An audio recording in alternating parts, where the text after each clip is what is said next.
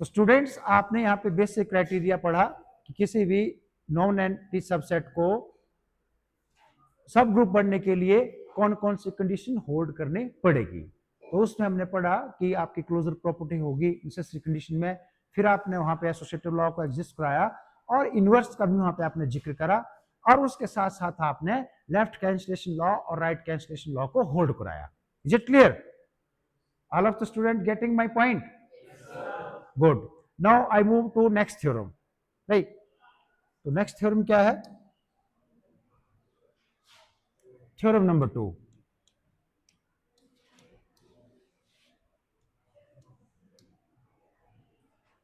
prove that intersection of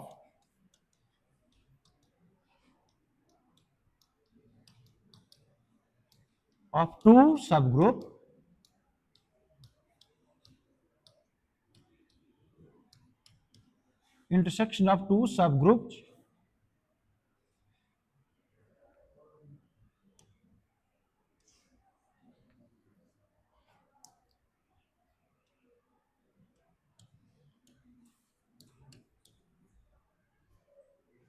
prove that the intersection of two subgroups is again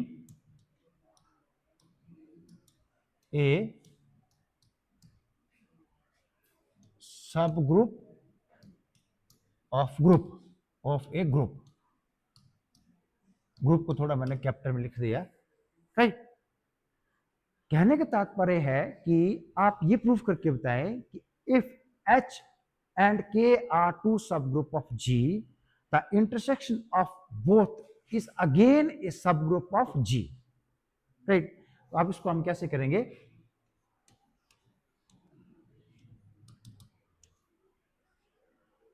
यही हुआ ना मतलब कि आपने जो इंटरसेक्शन ले ली, let if we have H and K are two non empty set, है ना, और H के एलिमेंट जो है बोथ जो है H एंड K किसके हैं?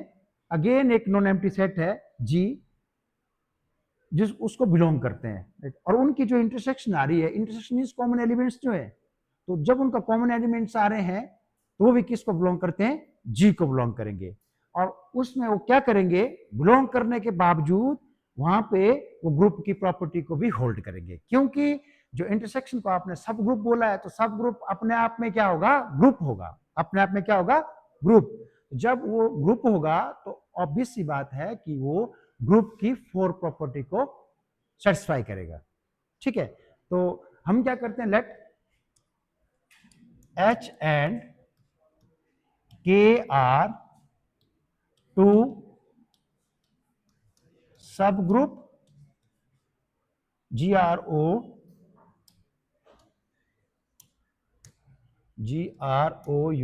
groups of a group G if X, Y belongs to H intersection G. This implies that X,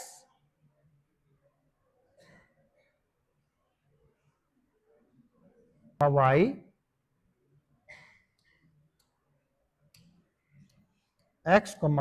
belongs to K, right?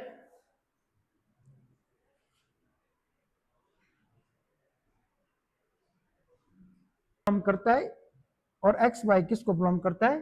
के को बिलोंग करता है, क्योंकि इंटरसेक्शन की बात है कि उनके पास जो है कॉमन एलिमेंट्स हैं, है ना? अगर कॉमन एलिमेंट हैं तो x y inverse belongs to H intersection K. ऐसा भी होना चाहिए, उनका इनवर्स भी आना चाहिए, ओके, इनवर्स भी बिलोंग करना चाहिए। अगर ऐसा होता है तो क्या है? X inverse y belongs to H and x y inverse belongs to K. K को भी कर रही है ना, सिंस आप लिख सकते हैं since H and K are subgroup subgroups of G. H and K are the subgroup of G. Okay, ये कब पॉसिबल होगा? साथ में लिख सकते हैं। आपने क्या कंक्लूड करा कि x y inverse belongs to H intersection K for all x, y belongs to H and K आएगा ना, for all x, y belongs to H intersection K, H intersection K. This conclude the theorem. Therefore, in this way, you can conclude that H intersection K,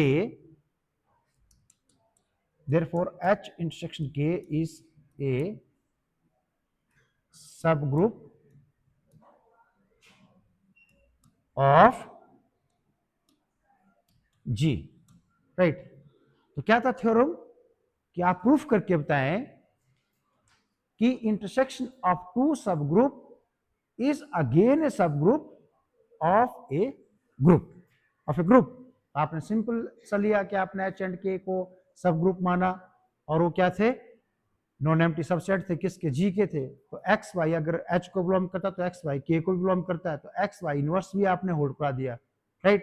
x y inverse, तो उसमें automatically जब आप x y inverse hold करते तो closure property भी वहां पे hold कर जाती है, ठीक है? तो वो एसोसिएटेड प्रॉपर्टी भी होल्ड करती है, राइट? तो इस तरह का भी आपके माइंड में रहना चाहिए कि आप सोचोगे कि यार मैंने एक्स वाई इनवर्स को ही बिलोंग कर दिया। तो मेन जो यहाँ पे रहता है, आपने नोटिस करा होगा डेफिनेशन में, हमने जब ग्रुप को फर्दर डिवीजन करा था, ग्रुपॉइड में, सेमी ग्रुप में, मोनोइड में, तो हमारा जो फोकस रहता था हमेशा जो सबसे बड़ी प्रॉपर्टी होती है जो ग्रुप को अलग करती है वो थी इनवर्स। वो क्या थी? इनवर्स। तो दो एलिमेंट्स की मल्टीप्लिकेशन जब आप लेते हैं तो ऑटोमेटिकली क्या होता है, वहां क्लोज एसोसिएटिव लॉ भी होल्ड करता है। जब आपने इनवर्स ले लिया तो ऑटोमेटिक आइडेंटिटी को भी होल्ड कर जाएगा, राइट? तो यहाँ पे हमने इस तरह से इस थ्योरम को कंक्लूड करा। तो और अब एक और क्वेश्चन राइज होता है यहाँ पे कि क्या हमने ये तो सीख लिया कि intersection of A subgroup of A group जो है अगेन जो है सब ग्रुप बनता है, क्या ये यूनियन में भी रहता है कि union of A to subgroup of is again a subgroup of जी होता है या नहीं होता है? तो ये नहीं होता है, यूनियन में नहीं होता, राइट? तो इसको भी कर लेते हैं, चेक कर लेते हैं ना, क्यों नहीं होता यूनियन में? Union of not two subgroups is not necessarily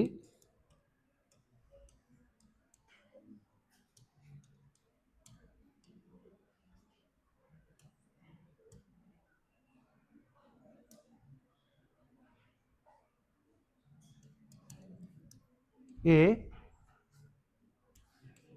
subgroup of a group। ऐसा क्यों नहीं होता है? ऐसा क्यों नहीं होता? इसलिए अगर मैं यहां पे लूं, लेट H के पास एलिमेंट है, let H is equal to 0, 3 and K equal to 0 2 4, right? ठीक है जी। और G में एक ग्रुप लेता हूं जिसका एलिमेंट है 0 1 2 3 4 5, और ये ऑपरेट हो रहा है अंडर मॉडुलो 6, ठीक है? अंडर मॉडुलो 6 ऑपरेट हो रहा है, तो क्या इसका जो यूनियन बनेगा इसका सब ग्रुप बनेगा? इसको चेक करते हैं, है ना? देखो H यूनियन K का क्या है? H यूनियन K क्या बन रहा है आपके पास? 0 2 3 4, है ना? अब मैं इस ग्रुप में अंडर एडिशन लगाता हूं मॉडुलो 6, क्या लगा दिया? मॉडुलो 6। अगर मैं इसमें मॉडुलो 6 लगाता हूं तो क्या आएगा? ये 0 2 3 4 ही आ रहा है अंडर मॉडुलो 6, ठीक है? अंडर मॉडुलो 6 इस पे भी लग गया ना। अंडर मॉडुलो 6 से क्या अपने एलिमेंट्स को कैसे करना, देखो ये कैसे आया, देखो जीरो, यहाँ पे देखिए 0 plus 0 divided by 6 equal to क्या आएगा? 0। 0 प्लस 2 डिवाइडेड बाय 6 अगेन 2। 0 पहले 0 से करते देखो, yes 0 plus 0 divided by 6 0, 0 plus 2 divided 6 2, 0 plus divided by 4 0 plus 4 divided by 6 again 4, क्या आएगा? अगेन 4। तो फिर आएगा 3 0 3 आएगा, 3 प्लस 5 कितना आ जाएगा? 3 प्लस 5 कितना रहेगा? 5, क्या आएगा? 5। 3 प्लस 7 कितना आ गया? 1, कितना आ गया?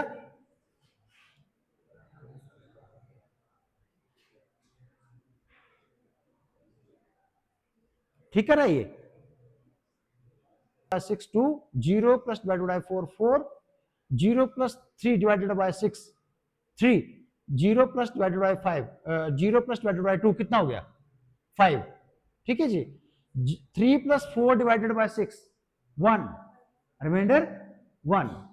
जब न्यूमिनेटर कम था तो रिजल्ट सेम रहा, जब जब आपका एडिशन में 6 से अमाउंट बढ़ गया, जब न्यूमिनेटर बढ़ा था आपने डिवाइडेड करा 6 तो रिमाइंडर कितना है? 1। तो यहाँ पे देखो, यहाँ रिजल्ट कितना? 0 2 3 4, यहाँ पे कितना आया? 0 2 5 1 4। कंट्राडिक्ट कर रहा है ना? ये कहने का मतलब है, बोलता है 2 प्लस 3 इक्वल टू 5, बिलोंग कर रहा है यहाँ पे।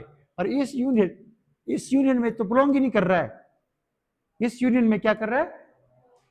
तो this is not a subgroup of this conclude the theorem that. और ये आपको प्रूफ करने के लिए भी आ सकता है, पर ये उसके लिए काउंटर एग्जांपल है। क्या है? Counter example. क्या आप कैसे कहेंगे कि union of two subgroup is not again a subgroup of G? Right? Are you getting my points? तो हमेशा आपको क्या करना पड़ेगा, किसी भी थ्योरम को पढ़ने के साथ साथ आपके पास जो है काउंटर एग्जांपल भी आपके माइंड में आने चाहिए और आपको गो थ्रू करने पड़ेंगे। तो इंटरसेक्शंस के लिए भी एक आर्टिकल और दिया हुआ है, उसको भी आपने फॉलो करना है।